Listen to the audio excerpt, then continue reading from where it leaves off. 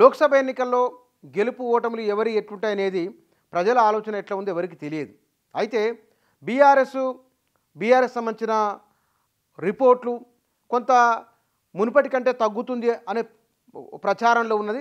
వివిధ రకాల సర్వేలు కూడా అదే విషయాన్ని చెప్తున్నాయి. కానీ బీఆర్ఎస్ నాయకులు మాత్రం పట్టు వదలకుండా ముందుకెళ్లే ప్రయత్నమే చేస్తూ ఉన్నారు. సమీక్షా సమావేశాలు ముందుగా లోక్సభ నియోజకవర్గాల వారీగా జరిగినాయి. ఆ తర్వాత అసెంబ్లీ నియోజకవర్గాల వారీగా జరిగినాయి. దాదాపు 40 నియోజకవర్గాలు అసెంబ్లీ నియోజకవర్గాలు సమీక్షలు పూర్తయినాయి. ఇప్పుడు రెండో విడత సమీక్షలు ప్రారంభం కాబోతున్నాయి.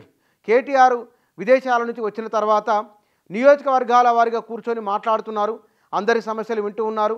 అందరికీ అందుబాటులో ఉంటామని చెప్తున్నారు.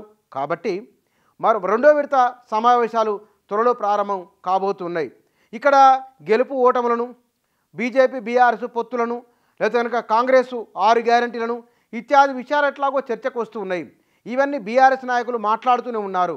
కానీ సమీక్ష సమావేశాల్లో వ్యక్తమైన అభిప్రాయాల విషయంలో ఇప్పటికీ 40 జరిగినాయి కదా. ఈ 40 నియోజకవర్గాలలో కార్యకర్తల నుంచి, నాయకుల నుంచి అభిప్రాయాలు తీసుకున్న తర్వాత ఏమన్నా మార్పు వచ్చిందా? ఆ వచ్చిన మార్పు ఏమిటి? ఆ మార్పును బట్టి రాబోయే నియోజకవర్గాల వారి దానిపైన ప్రభావం ఉంటుంది.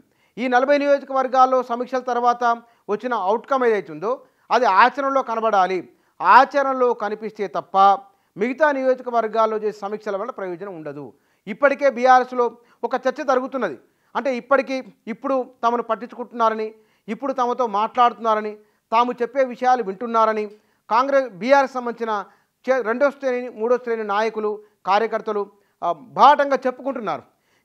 మిగతా నియోజకవర్గాల కూడా సమీక్షలు చేసి సమాచారాన్ని తీసుకున్న తర్వాత పార్టీలో జరగాల్సిన సంస్థాగతమైన మార్పులు, పార్టీని అంటిపెట్టుకున్న వారికి పార్టీ పదవులు, ఇక లోక్సభ నియోజకవర్గాల వారీగా ఎవరికి టికెట్లు ఇవ్వబోతున్నారు, పనిచేసే వారికా, పైసలున్న వారికా, పారాషూట్ నేతలకా, ఎవరి టికెట్లు ఇవ్వబోతున్నారో కూడా చాలా బలమైన అంశంగా ఉండబోతున్నది.